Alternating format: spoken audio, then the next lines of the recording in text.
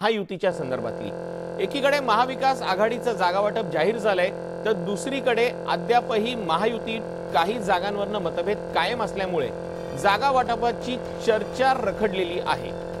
महायुतीच्या जागा वाटपाच्या संदर्भात मुंबईमध्ये बैठकांचं सत्र पार पडणार आहे, तर दुसरीकडे रत्नागिरी सिंधुदुर्ग लोकसभा मतदारसंघातून शिवसेनेतून उमेदवारी मिळवण्यासाठी किरण सामंत इच्छुक आहेत। किरण सामंत मुख्यमंत्री एकनाथ शिंदेंची भेट घेणार आहेत। या भेटीनंतर रत्नागिरी सिंधुदुर्गातला तिढा मिटण्याची शक्यता वर्तवली जाते।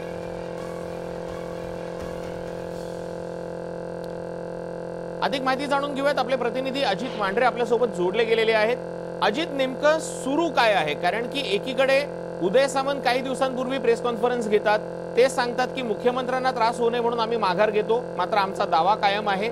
दुसरीकडे किरण सामंत अजित पवारांचा स्टेटस ठेवतात आणि आज पुन्हा मुख्यमंत्र्यांची भेट घेणार आहेत।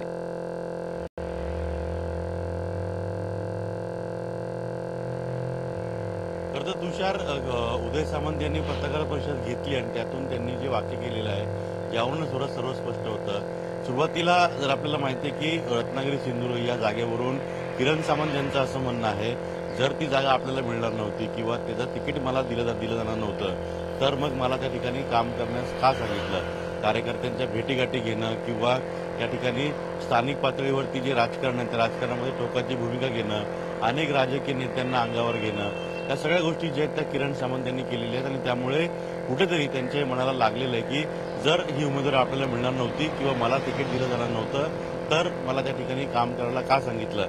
हा झाला किरण सामंत यांचा भाग।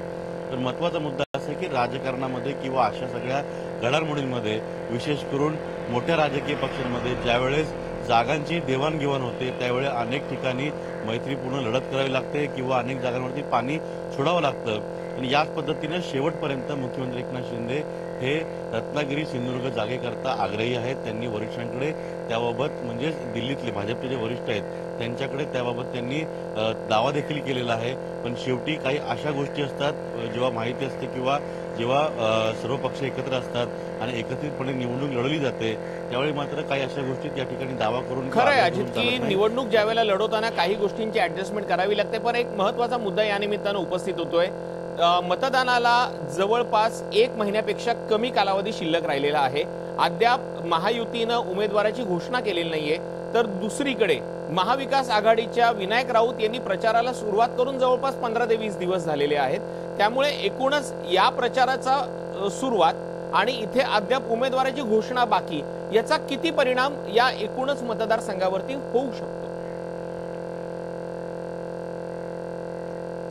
एक गोष्ट लक्षात घेतली पाहिजे की विनायक राऊत यांना अधिकृत उमेदवार म्हणून जरी शिवसेना उभाटा गटाने जाहीर केलं असलं तरी दुसरीकडे आणि अधिकृतपणे नाव जाहीर न करता नारायण राणे यांनी त्यांचं काम देखील सुरू केलेलं आहे। तुम्ही त्यांचे सोशल मीडिया पेज पाहिलात किंवा त्यांचे ट्विट पाहिलं, त्यामध्ये वारंवार त्यांनी सगळा उल्लेख केला। रोज कुठल्या ठिकाणी जातात, कुठे सभा घेत आहेत, कार्यकर्त्यांच्या भेटी घेत आहेत, मेळावे घेत आहेत, वेगवेगळ्या पद्धतीनं ते प्रचार करत आहेत। पण त्यांचा प्रचार सुरू आहे, फक्त नावाची घोषणा अधिकृतपणे झालेली नाहीये।